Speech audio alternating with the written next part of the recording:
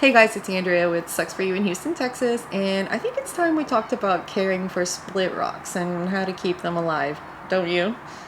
Split rocks, or the name of the genus is Pleiospilos, has 4 species in the genre, with a few additional cultivars, but the most common are P. Nellii and P. Nellii royal flush, which is a reddish-purple version of this dude.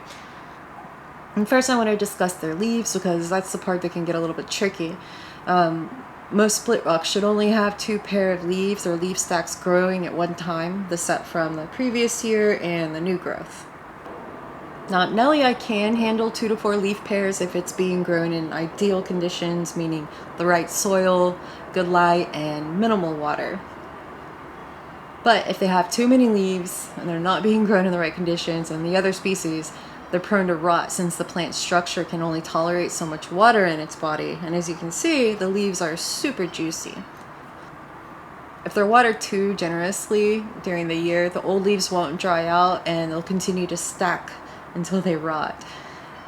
Here's what mine looked like when I got it last summer. This is 1 pair of leaves, and I had just needed to go to the Lowe's to pick up like a spray bottle or something, and wound up in the garden center, saw this guy, and had to bring this chunky monkey home. And I know that looks like a beer in my console, but it's not. It's a Topo Chico, and that guy really looks like a lime.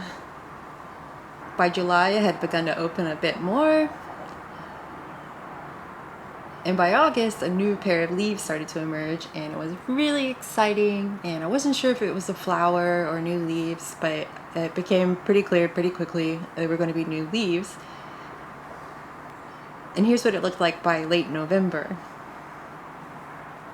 So chunky.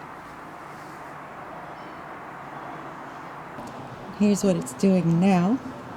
It is March in Texas in the northern hemisphere, and we have a new leaf pair coming in. You can see it inside. Looks like a little tongue. And these outer leaves are starting to get softer. Can you tell when I push on them? It's actually like really pliant. And but these are still firm, right? And as that new growth comes in, these are going to get softer. And what's happening is the new growth is absorbing the moisture and nutrients from the outer growth. These are going to dry up, a lot like Lithops. This will stay firm, and the new growth will be firm when we come back in. And then we don't water until the new growth or this leaf pair starts to feel soft again, like maybe a little bit firmer than this right here.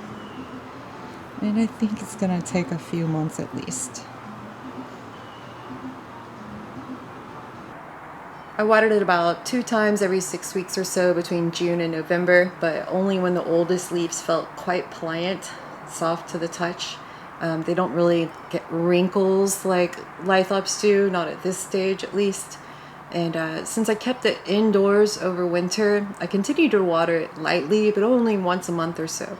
And that's because for this species, water is usually required through winter for flowers to form during its blooming season. But again, it does not take much.